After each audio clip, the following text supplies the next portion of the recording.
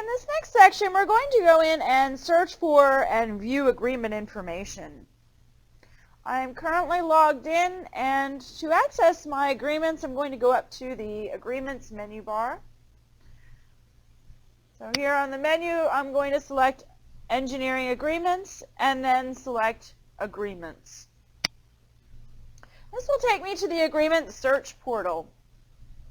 Here I have a variety of ways I can access the agreement. I can perform an advanced search. On the right-hand side is a quick jump field where I can just enter in my agreement number and hit my enter key. By the way, I don't have to enter all those zeros. I can simply just enter in my agreement number and hit my enter key on the keyboard. You can do the same thing for parts and work orders. And below that are express searches. So as a consultant, I can come here and search for my agreement in a variety of ways. I want to go in and show you the advanced search criteria for an agreement. So here under Agreement Search, I'm going to click on the Advanced Search hyperlink.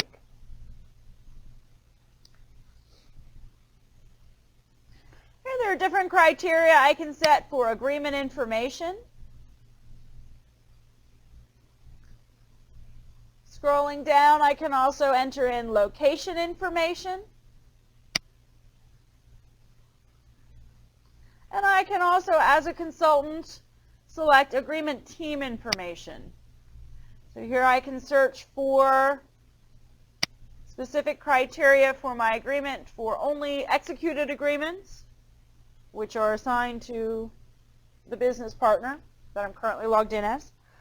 My company has submitted SOIs or statements of interest. My company is shortlisted for the agreement. My company is selected for the agreement. My technical proposals have been created, or my price proposals have been created. So here I'm going to select only executed agreements. That's the first checkbox. Underneath that, I also have business partner information. I can search for agreements for a particular prime or a particular sub or a consultant management firm.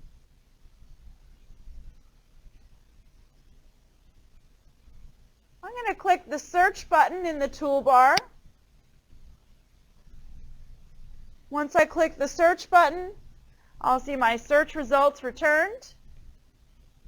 Here I've got my agreement number, agreement type, the agreement status, the agreement name, and on the right-hand side I've got the supplement, supplement types, supplement status, and the initiating organization.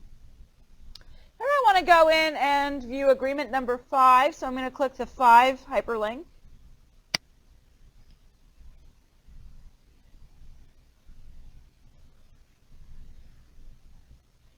This will take me to my agreement information screen. At the very top of the screen is my agreement header. So the word agreement is actually a hyperlink, and that will always take me back to this agreement information screen. So this header that you see, you'll see on a lot of the different screens, and you'll have a link in that header back to the agreement information screen. To the right of that, I also have the quick jump field for my agreement, so I could switch to a different agreement if I wanted to by entering in a new agreement number and clicking the go button or hitting the enter key. So, for example, I've got agreement 1. I can just type in the number 1 and hit the enter key on my keyboard. It will load the agreement information screen for that agreement. So there's some additional information you're seeing here in the agreement header. And as I mentioned, this will be consistent throughout ECMS. You'll see that same information up at the top of your screen in your agreement headers. Scrolling down, I've got section headings for my agreement information. The next section heading here is detail. So I can see some agreement detail information. I also have notes there as a heading. Underneath that is management information.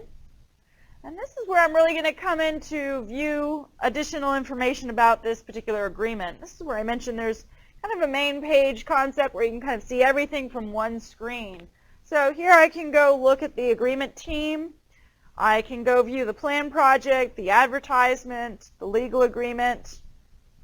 I've got my technical proposal and my price proposals here that I can go in and view, and any evaluations for this agreement. So when you get to this management information section as a consultant, you'll see there are create buttons or status buttons, or status hyperlinks. So you'll see usually one or the other. So here I see, for example, my technical proposal has been submitted. But if it had not yet been created, I would see a create button there. Scrolling down into the screen is summary information. So I've got some additional information here about my agreement, the execution date, the expiration date, costs, invoice totals, which is actually a hyperlink to my invoices, part and work order adjustments, and the current balance. You can also see the number of supplements and parts. And on the right-hand side, I'll see the original cost and the percent paid. From here, I can also create a new invoice by clicking the New button. We'll see that a little bit later on in the demonstration. We'll see another way you can also create an invoice. Scrolling down into the screen, I also have DBE information I'm seeing here. I've got my DBE goal, commitment, and achieved percentages, and then on the right-hand side, the amount, dollar amounts.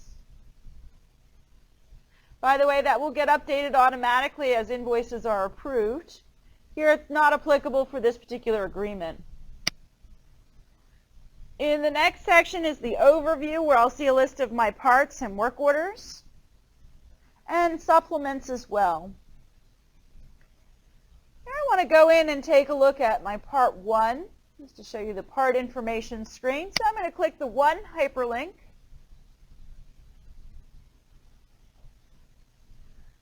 So here I've got an additional header at the top of the screen. I've got my agreement header and then my part header.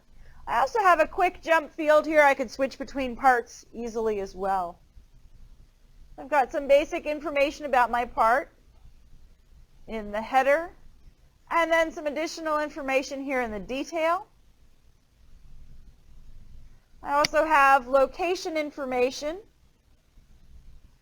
In the location information, I could see the county, state, route, and section. In ECMS 2, you can also enter in a district for the location and whether or not it's statewide. So there's one of 3 options you may see. You may see the county location, you may see district as the location, or that it's a statewide. Scrolling down, I've got management information here on my part as well, and here I can see whether or not the final prime invoice has been submitted or the final prime evaluation has been completed.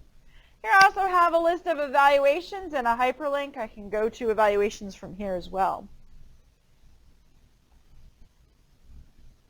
The next section down is the summary section. Here I've got some information about my part, the notice to proceed date, the current expiration date, current costs, invoice totals for this particular part, any adjustments performed for this part, and the current balance. On the right-hand side, I also have some original expiration and cost information and percent paid for this particular part. Underneath that, I've also got my overview section, my overview heading, and there I can see that this part is on a supplement.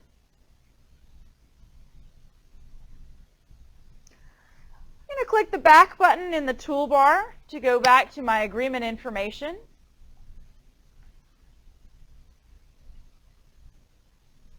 Once I click the back button, that will take me back to agreement information. I want to show you one last thing with the agreements, and that's going back to the agreement search portal. From the menu bar, I'm going to go to engineering agreements and select agreements. From the agreement search portal, if I know my agreement number, I can come here and enter in my agreement number and then hit the enter key, get right to that screen without having to really search at all for it. So here I'm going to enter in my agreement number 5, and then I'm hitting the Enter key on the keyboard. It's going to fill in the E000, all those zeros for me, and it'll take me right to the agreement information screen. So that's another easy way to access your agreement information.